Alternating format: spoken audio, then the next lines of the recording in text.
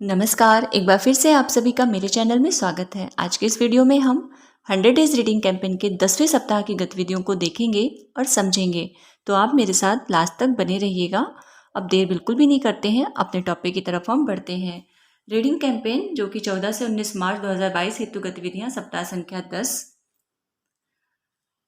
यहाँ पर एक नई चीज लिख कर आई है, थोड़ा सा इसको भी हम देख लेते हैं। प्रिय बच्चों, स्कूली शिक्षा और साक्षरता विभाग, शिक्षा मंत्रालय, भारत सरकार द्वारा चलाए जा रहे 100 दिवसीय राष्ट्रव्यापी पठन अभियान रीडिंग कैंपेन के अंतर्गत जनवरी से मार्च 2022 तक विभिन्न प्रकार की पठन सामग्रियां एवं रोचक गतिविधियां ऑनलाइन माध्यम से आप तक उपलब्ध कराई गई हैं। आशा है कि आपने इन गतिविधियों एवं पठन सामग्रियों का भरपूर आनंद उठाया होगा।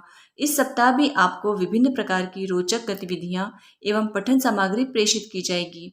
इस सप्ताह आपको अब तक भेजी गई कहानियों, कविताओं, खेल गतिविधियों को दोहराना है तथा यह भी बताना है कि अब तक भेजी गई कहानियों, कविताओं एवं खेल गतिविधियों में से आपको कौन कौन सी अच्छी लगी और क्यों। यदि आपने भी कुछ नई कविताएं और कहानियां खुद से लिखी हैं तो आप उनको भेज भी सकते हैं। नया संकल्प फिर से ठाने, आओ पढ़कर दुनिया को जाने। धन्यवाद।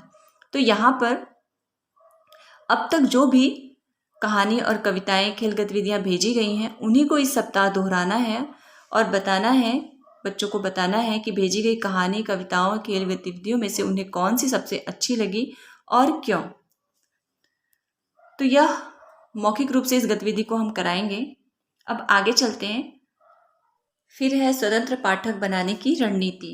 इसमें है पठन की सभी गतिविधियां एक नज़र। ये कुछ पठन की गतिविधियां दी गई हैं जिसमें सबसे पहले है मौखिक भाषा विकास। इसके लिए हम क्या कर सकते हैं, कविता, कहानी, चित्र, किसी विषय पर चर्चा, किसी कविता पर चर्चा, कहानी पर चर्चा, चित्र पर चर्चा या विषय पर चर्चा, और इससे बच्चों के मौखिक भाषा का विकास होगा। फिर है ध्वनि जागरूकता, वर्ण पहचान और लेखन। इसमें ध्वनि और प्रतीक पर कार्य एक दूसरे से जुड़े हुए हैं, ये समझाना। बच्चों को हम जब भी पढ़ाते हैं वैसे भी पहले हम ध्वनियाँ बताते हैं, फिर उसकी प्रतीक बताते हैं। तो इस प्रकार तीसरा है शब्द भंडार, जिसमें है समझ कर पढ़ना और धारा प्रवाह पठन।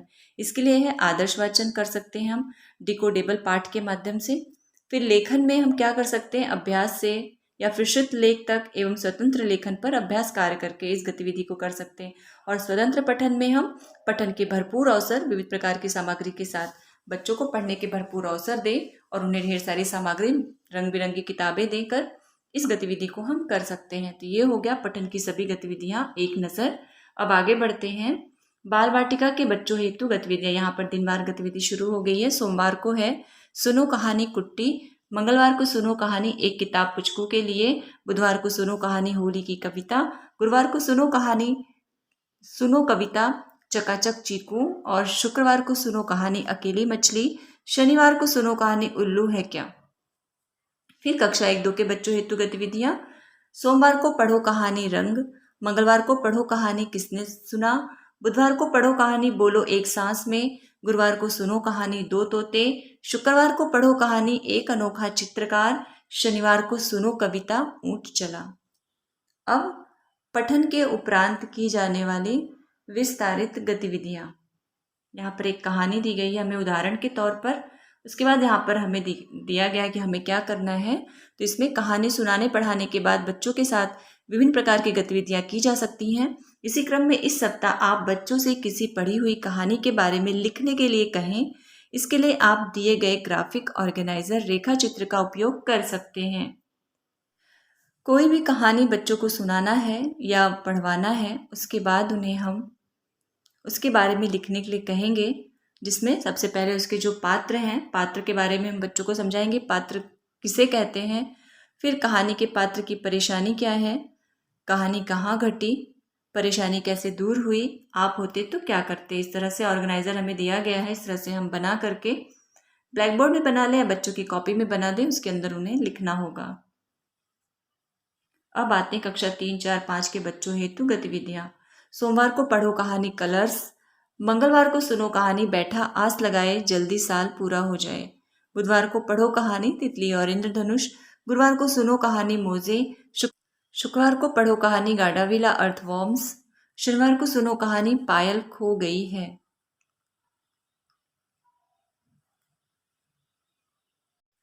शुक्रवार को पढ़ो कहानी गार्डाविला अर्थवॉर्म्स। शनिवार को सुनो कहानी पायल खो गई है। अब पठन उपरांत की जाने वाली विस्तारित गतिविधियां कक्षा 3 से 5 के लिए हैं। इसमें एक उदाहरण दिया गया है इस तरह से, और इसमें बताया गया है कहानी सुनाने पढ़ाने के बाद बच्चों के साथ विभिन्न प्रकार की गतिविधियां की जा सकती हैं। इसी क्रम में इस सप्ताह आप बच्चों को किसी मनपसंद कहानी के पात्रों को लेकर नई कहानी बनाने के लिए कहें। इसके लिए आप दिए गए ग्राफिक ऑर्गेनाइजर रेखाचित्र का उपयोग कर सकते हैं। तो यहाँ पर विद्यार्थी का नाम, कहानी का नाम और लेखक का नाम, फिर अपनी मनपसंद कहानी के पात्रों को लेकर नई कहानी बनाएं व लिखें। इसमें उस कहानी के, जो भी कहानी हम सुनाएंगे या बच्चे पढ़ेंगे, उसके पात्रों को लेकर एक नई कहानी बनाने के लिए बच्चों को प्रेरित करना है। अब यहाँ पर कक्षा 6 से 8 के बच्चों हेतु गतिविधियाँ। सबसे पहले सोमवार पढ़ो कहानी द कलरफुल बस। मंगलवार सुनो कहानी ऊँट का फूल। बुधवार को पढ़ो कहानी कलर्ड हिल्स। गुरुवार को सुनो कहानी हमारा जॉन। शुक्रवार को सुनो कहानी the butterfly and the rainbow. शनिवार को पढ़ो कहानी दादू की तुकबंदी। हर बार जो विशेष गतिविधि आती है उसमें इस बार कक्षा बाल वाटिका से लेकर कक्षा 8 तक के लिए एक ही गतिविधि आई हुई है। देखते हैं क्या है। तो एक्टिविटीज़ फॉर बाल वाटिका एंड क्लासेस 1 to 8।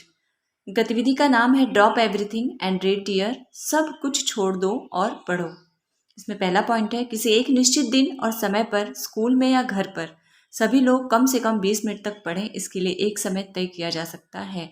इसमें सभी लोगों को पढ़ना है। अब इन सभी लोगों में बच्चे भी आ गए हैं, हम लोग भी आ गए हैं और अभिभावक भी आ गए हैं। अब ये हम स्कूल में भी करा सकते हैं और घर पर करने के लिए अभिभावकों को प्रेरित कर सकते हैं।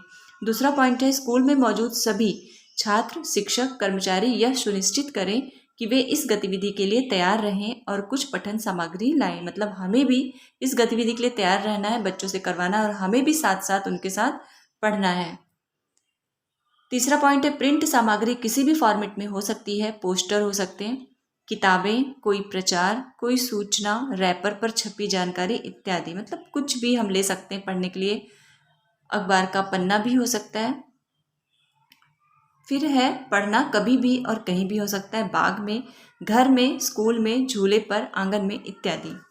पर हमारे लिए अच्छा रहेगा हम स्कूल में इस गतिविधि को कराएं और क्लासरूम में तो बिल्कुल ना कराएं, जहाँ तक मेरा विचार है। क्लासरूम में पढ़ते पढ़ते बच्चे वैसे भी ऊब गए हैं। ज़्यादा अच्छा रहेगा अगर हमारे प्रांगण में, हमारे विद्यालय में अगर पेड़ है, उसके नीचे छाया है, तो वहाँ पर बच्चों को राउंड में बिठा करके सबके पास किताबें हों और हम भी वहीं बैठ करके पढ़ें। या फिर कोई एक्स्ट्रा अतिरिक्त कक्ष हो, वहाँ पर भी बच्चों को इस तरह बैठा करके हम पढ़वा सकते हैं।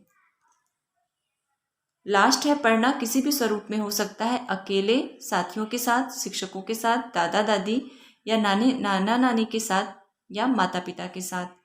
तो यह गतिविधि है सब कुछ छोड़ दो और पढ़ो। 20 मिनट तक हमें इस गतिविधि को कराना है पूरी सक्रियता के साथ।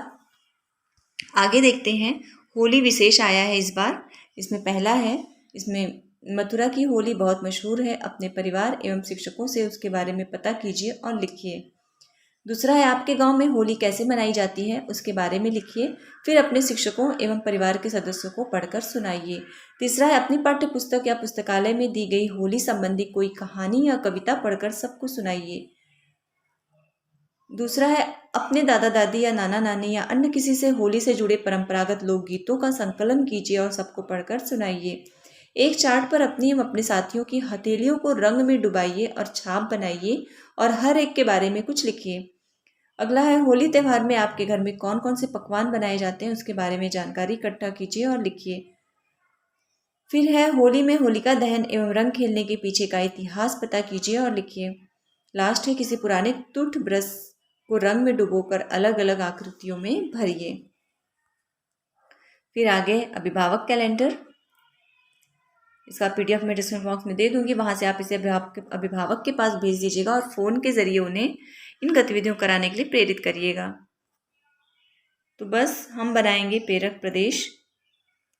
ये थी सप्ताह 10 की गतिविधि 14 से लेकर 19 मार्च तक की। तो बस आज की वीडियो में इतना ही। मिलते हैं अगले वीडियो में, तब तक के लिए नमस्कार।